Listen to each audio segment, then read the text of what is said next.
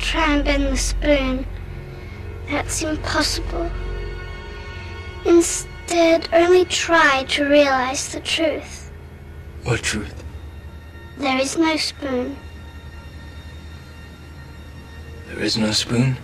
Then you'll see that it is not the spoon that bends, it is only yourself.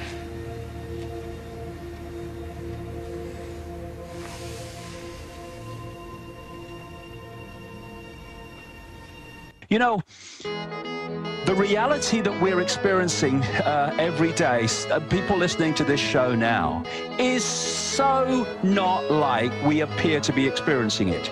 You stand and look into the night sky, and you'll see all those lights, all those planets and stars, and they talk about billions of light years and all this vast distance. What you are seeing exists in that form only in a few cubic centimeters at the back of your brain, where the brain decodes information in electrical form from or in to a illusory physical reality, which is actually holographic. So if you want to bring down this whole conspiracy, Alex, to its real bottom line, it is about what controls those few centimeters at the back of your brain. Because if they do, by programming your sense of reality, you will perceive and thus manifest in our individual and collective experience what they have programmed us to decode and manifest. Exactly. They've proven that humans are builders, designers, creators, so they simply program us to then manufacture what they want. Yes, and this goes much deeper than that for reasons that I'm going to come to, because this is a very, very interesting and vital area of information that we've got into here.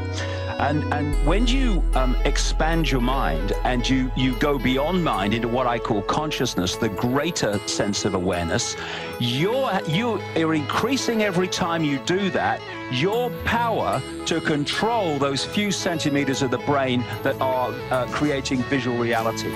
Well, you know, we are in this race, as I symbolically call it, between two things. Is the awakening going to reach the point where the House of Cards comes down before the House of Cards is so cemented together that it's very, very difficult to bring it down? This is why they are panicking in trying to push this on as fast as possible.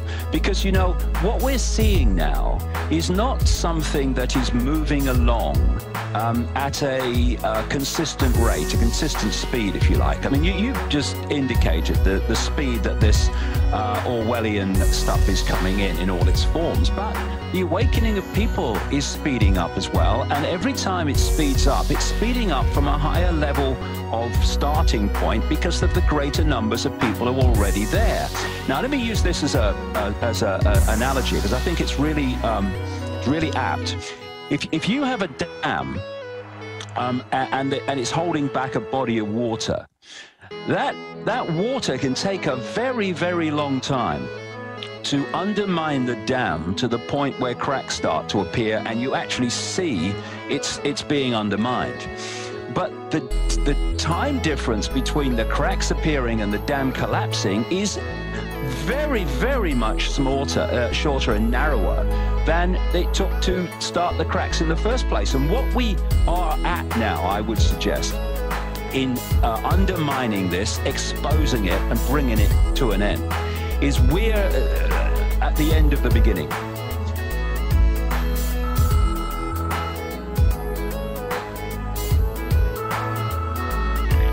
I know you're out there. I can feel you now. I know that you're afraid. You're afraid of us. You're afraid of change. I don't know the future. I didn't come here to tell you how this is going to end. I came here to tell you how it's going to begin. I'm going to hang up this phone, and then I'm going to show these people what you don't want them to see. I'm going to show them a world without you. A world without rules and controls, without borders or boundaries. A world where anything is possible.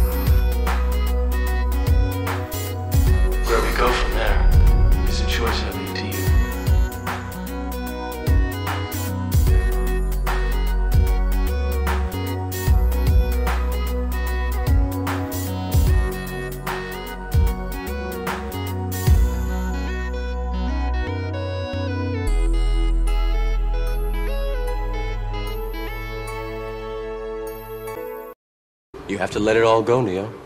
Fear, doubt, and disbelief.